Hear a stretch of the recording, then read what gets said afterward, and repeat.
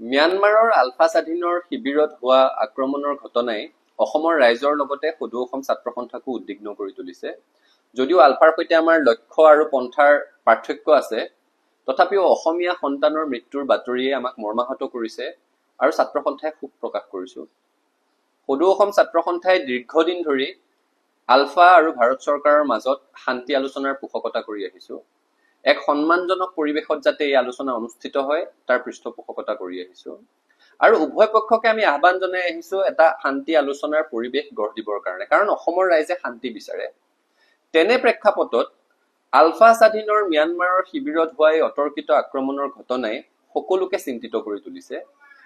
এনে অতৰ্কিত আক্ৰমণে শান্তি আলোচনাৰ বাটত হেঙাৰ সৃষ্টি কৰিব পাৰে, যিটো সদৌ অসম ছাত্ৰ সন্থা বা অসমৰ ৰাইজৰ কাম্য নহয়।